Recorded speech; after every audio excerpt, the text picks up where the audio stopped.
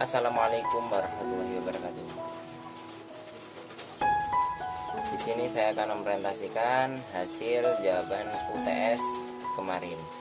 Artikel ini berjudul mengenai pemerintah waspada dampak pandemi COVID-19 terhadap ekonomi Indonesia.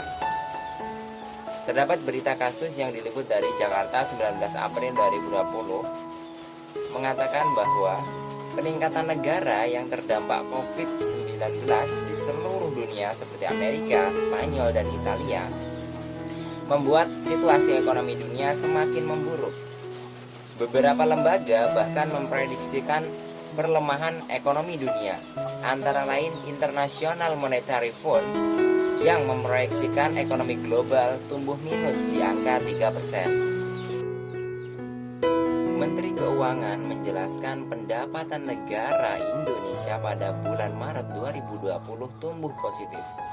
Meskipun kemudian pemerintah waspada terhadap dampak pandemik di bulan mendatang, mengingat wabah ini baru mulai meluas di Indonesia pada minggu kedua Maret 2020. Untuk Indonesia kita sudah lihat bahwa ada 5.516 kasus baru yang terkena COVID-19 sesuai data kemarin dan masih terkonsentrasi mayoritas di daerah khusus ibu kota Jakarta.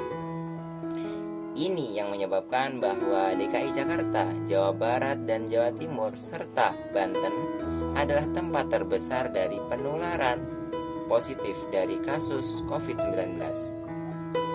Dengan adanya kasus demikian, maka negara Indonesia melakukan kebijakan. Nah, kebijakan penanganan pandemi ke depan dalam menjaga keuangan negara adalah menurut Menteri Keuangan, dia menyatakan bahwa stimulus atau perangsang yang sudah disampaikan kepada seluruh dunia, usaha, dan masyarakat itu sifatnya broad based.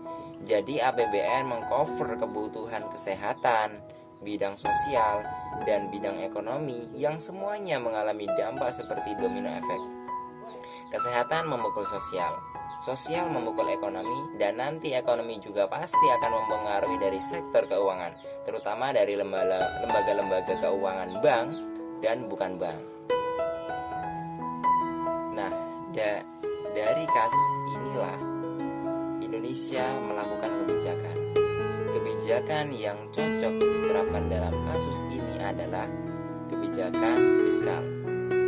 Teori kebijakan fiskal mendefinisikan bahwa suatu kebijakan ekonomi dalam rangka mengarahkan kondisi perekonomian untuk menjadi lebih baik dengan jalan mengubah penerimaan dan pengeluaran pemerintah. Dari sisi pajak, jelas jika mengubah tarif pajak yang berlaku akan mempengaruhi pada ekonomi.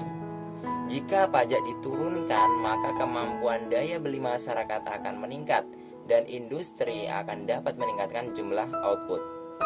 Sebaliknya, kenaikan pajak akan menurunkan daya beli masyarakat serta menurunkan output industri secara umum.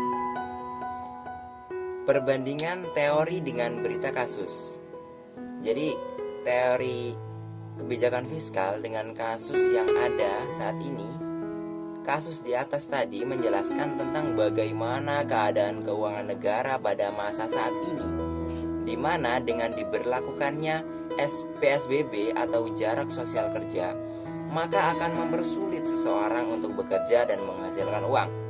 Begitu juga pendapatan negara akan semakin berkurang karena pembatasan ekspor impor ke berbagai wilayah karena adanya pandemi virus corona ini. Untuk menindaklanjuti hal demikian, maka dibutuhkan teori kebijakan fiskal. Yang mana teori ini Keynes berpendapat bahwa kebijakan fiskal lebih besar pengaruhnya terhadap output daripada kebijakan moneter.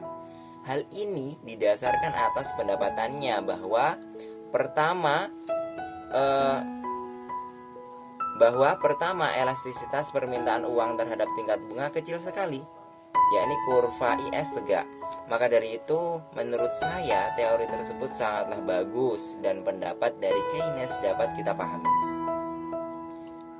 Kesimpulan dari kasus yang ada ini dengan diperpadukan dengan teori kebijakan fiskal bahwa komitmen pemerintah untuk menjaga keberlanjutan keuangan negara guna mewujudkan keselamatan dan kesejahteraan masyarakat ditunjukkan dengan upaya-upaya pemerintah untuk mengelola fiskal dengan sebaik-baiknya melalui peningkatan pendapatan negara secara optimal, pengelolaan utang yang prudent, dan terus berupaya melakukan perbaikan kinerja penyerapan anggaran.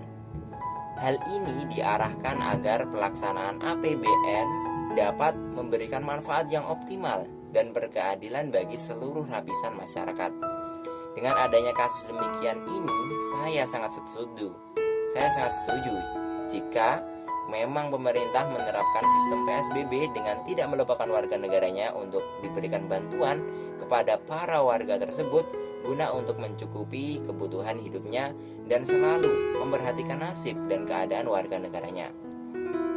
Itulah tadi pemaparan dari saya, kurang lebihnya saya mohon maaf.